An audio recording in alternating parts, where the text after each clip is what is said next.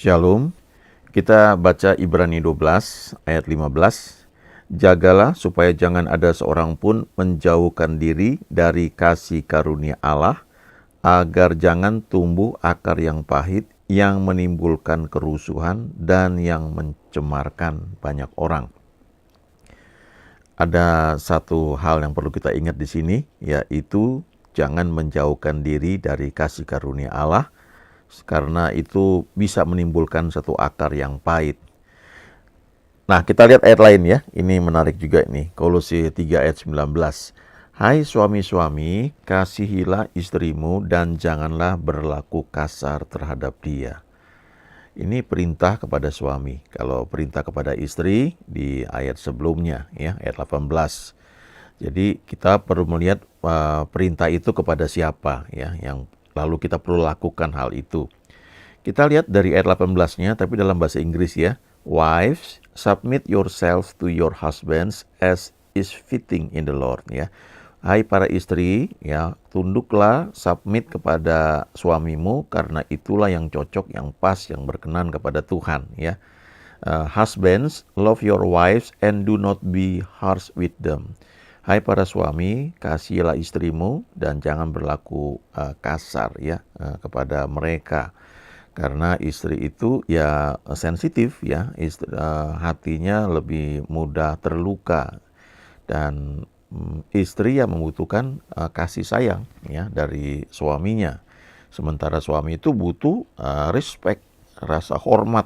Jadi jangan melihat melihat ayat yang lain ya. Ya masing-masing ya, suami harus lihat ayat yang Tuhan berikan untuk suami, demikian juga istri.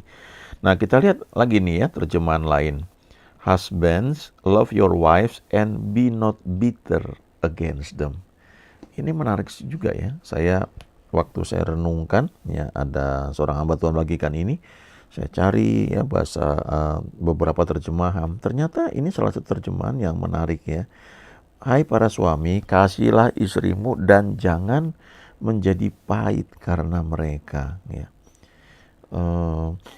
Rupanya ini kalau kita hubungkan dengan ayat sebelumnya, jadi perintah Tuhan kepada para istri, submit ya.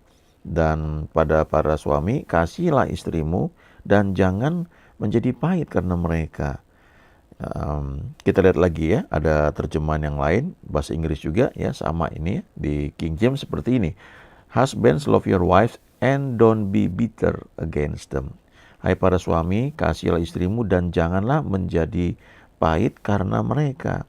Jadi rupanya karena perintah di ayat 18 itu kepada para istri untuk submit, untuk hormat, untuk respect suaminya, mungkin itu tidak terjadi, tidak dialami oleh suaminya, maka suaminya bisa menjadi pahit.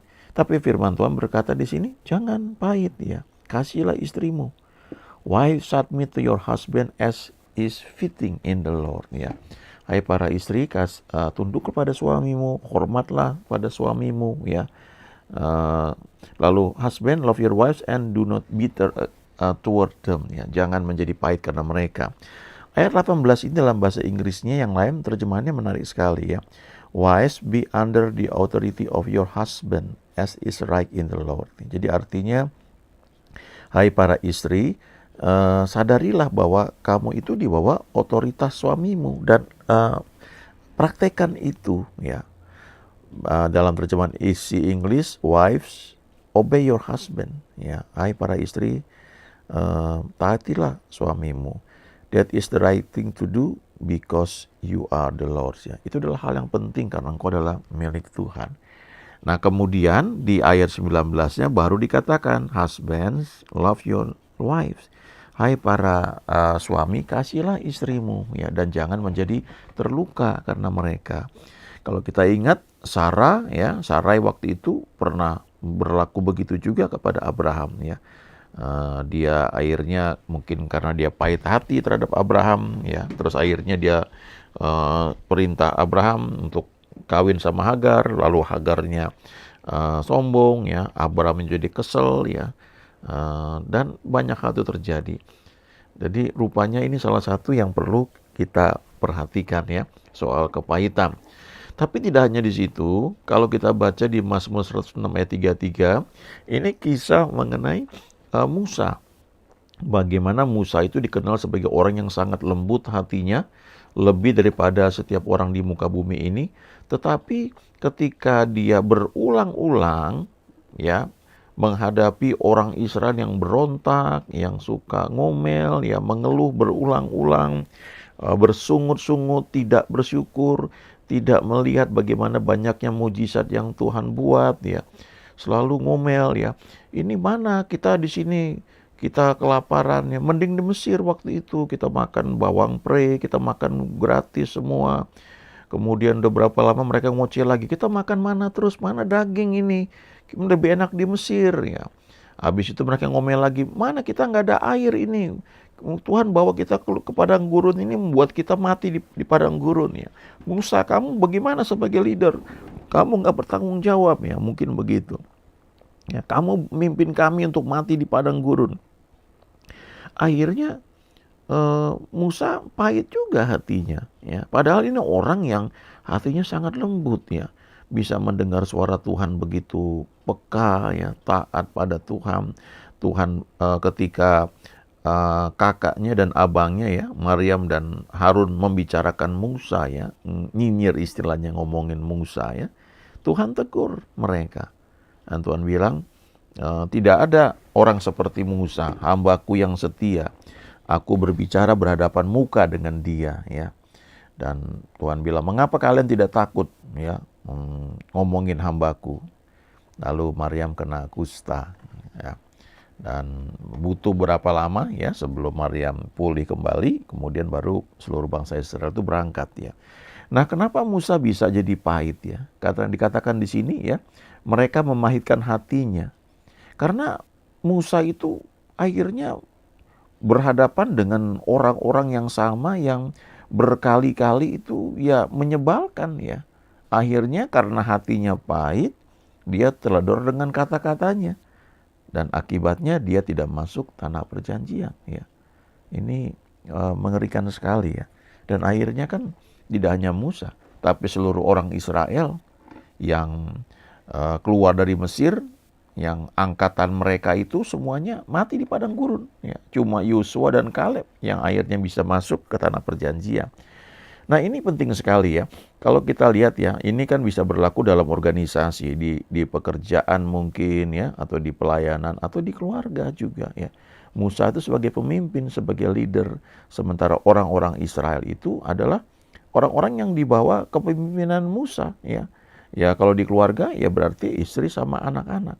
Nah, kadang-kadang terjadi, ya, banyak hal, ya, itu membuat kita tuh bisa mungkin menjadi kecewa, ya, mungkin marah, ya.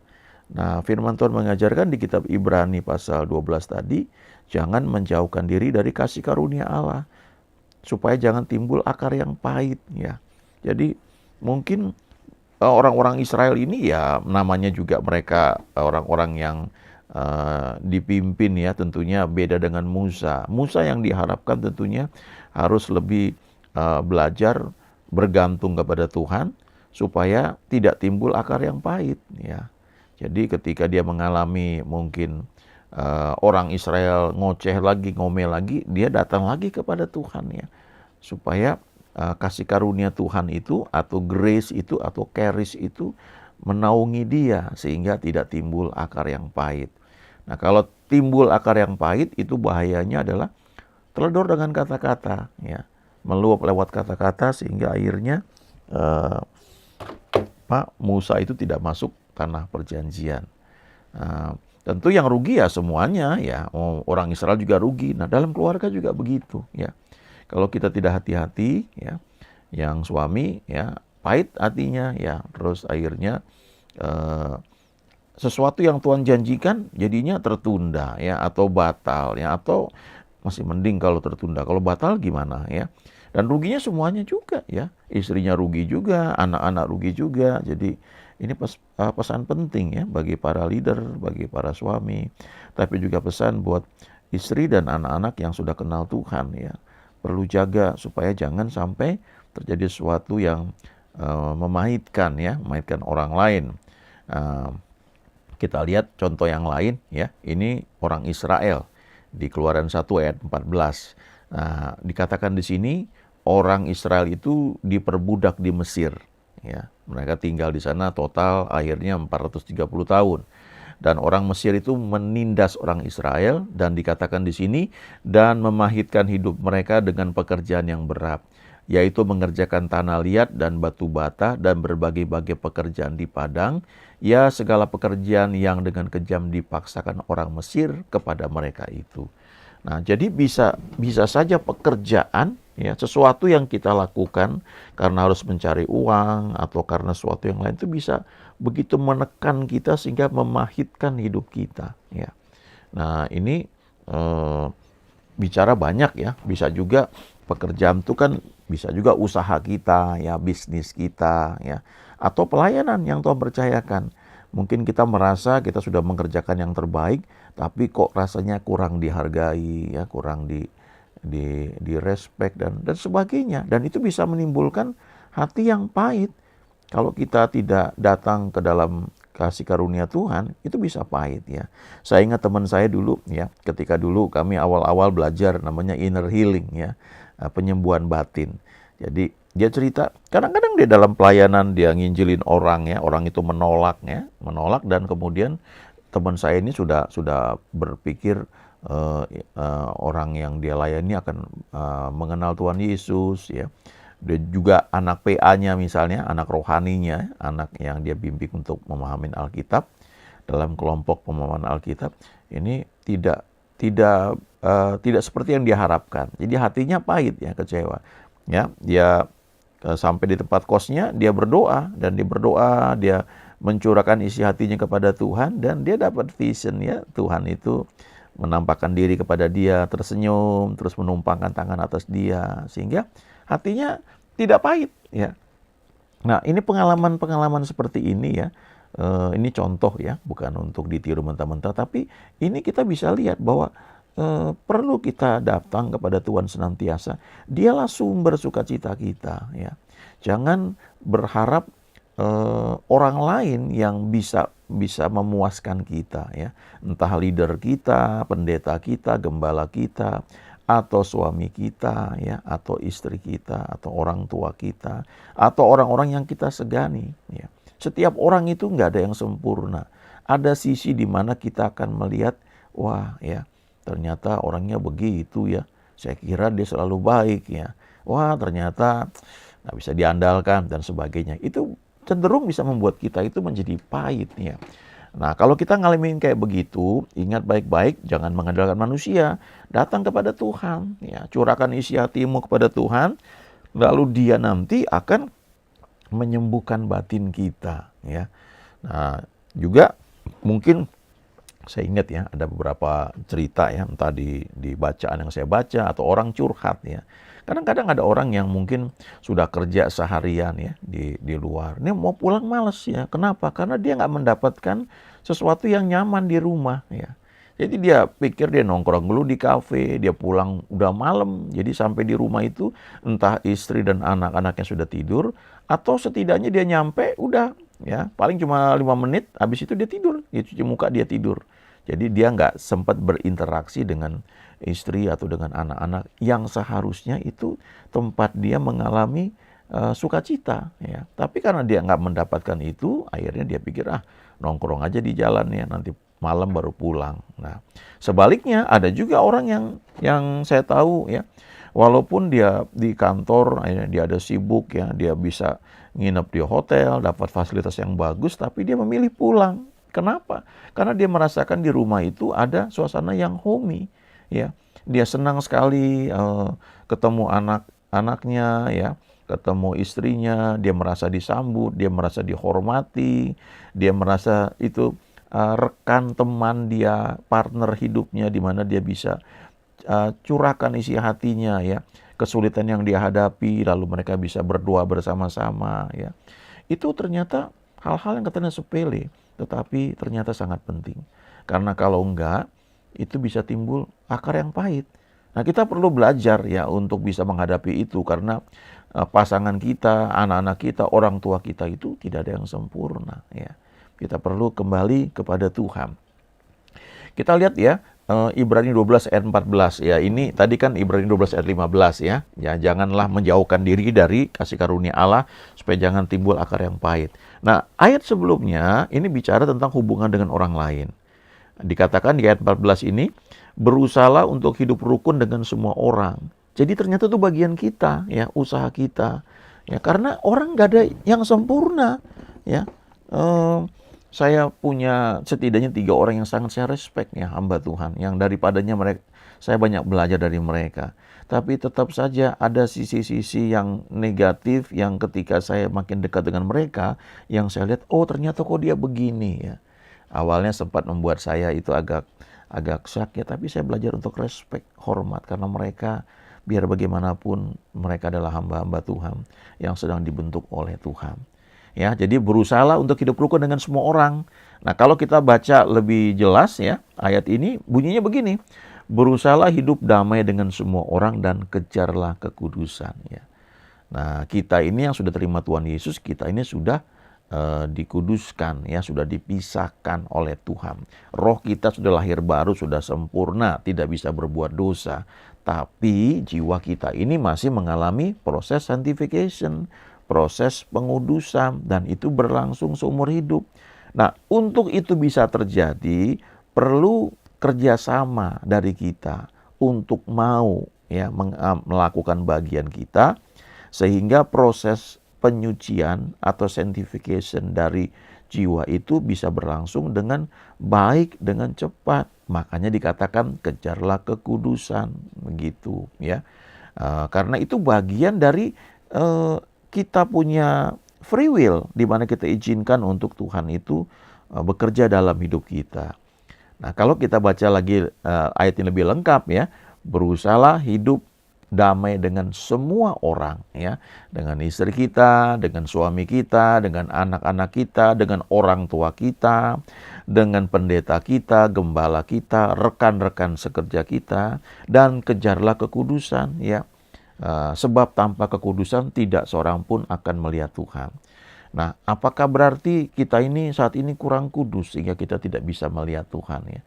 Sebenarnya tidak ada seorang pun yang bisa sempurna kudus ya, kecuali Tuhan yang membuatnya ya.